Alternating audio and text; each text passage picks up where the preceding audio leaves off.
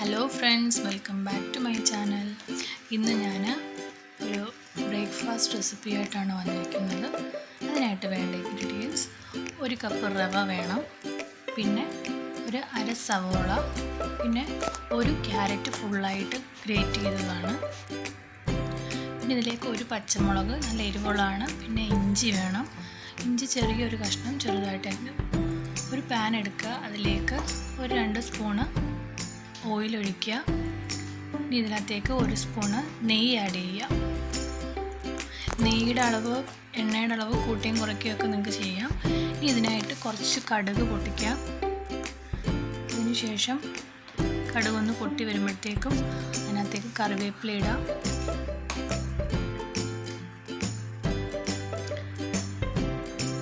പച്ചമുളകും അതുപോലെ തന്നെ ഇഞ്ചിയും ചെറുതായിട്ട് പൊടിയായിട്ട് അരിഞ്ഞ് ചേർക്കാം. ഞാനിവിടെ ഒരു പച്ചമുളക് എടുത്തിട്ടുള്ളൂ, അതിന് നല്ല എരിവാണ്, അതുകൊണ്ട് ഒന്നേ എടുത്തിട്ടുള്ളൂ.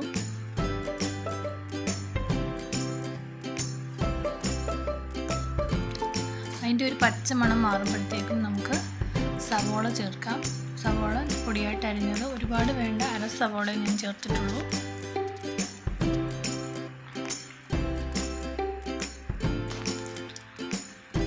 സവോള ചേർത്തൊന്ന് വഴണ്ട് വരുമ്പോഴത്തേക്കും അതിലേക്ക് നമുക്ക് ക്യാരറ്റ് ആഡ് ചെയ്യാം.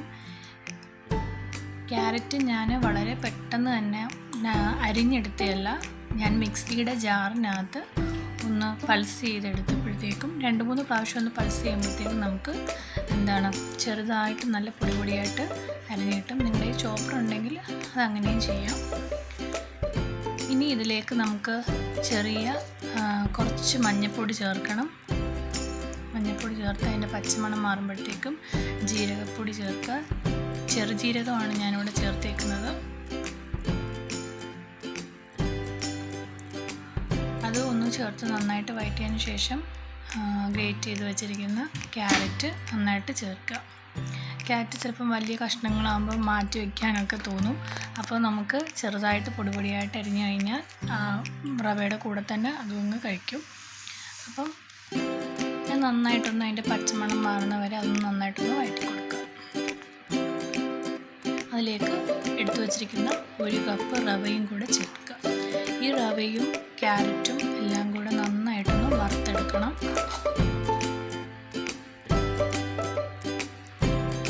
നന്നായിട്ടൊന്ന് മിക്സ് ചെയ്തെടുക്കാം.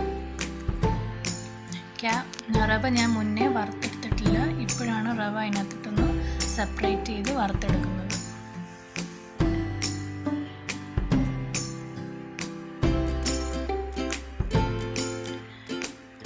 ഇനി ക്യാരറ്റും റവയും നന്നായിട്ട് മിക്സ് ആക്കിയതിന് ശേഷം നമുക്കിതിനകത്തേക്ക് 1 കപ്പ് വെള്ളം ചേർക്കാം.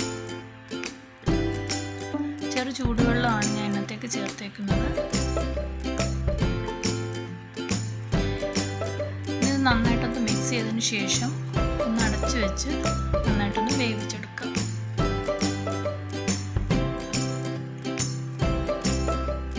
നമുക്കിതിനകത്തേക്ക് പാകത്തിനുള്ള ഉപ്പ് ചേർക്കണമായിരുന്നു. ഉപ്പ് കൂടെ ചേർത്തിട്ടാണ് നന്നായിട്ട് മിക്സ് ചെയ്ത് വെക്കേണ്ടത്.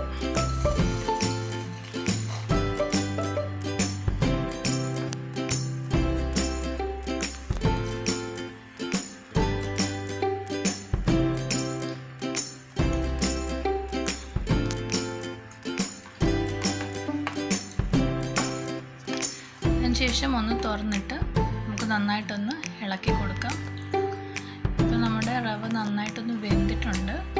ഇനി നല്ലപോലെ വിട്ട് കിട്ടാനായിട്ട് നന്നായിട്ടൊന്ന് ഇളക്കി കൊടുക്കണം.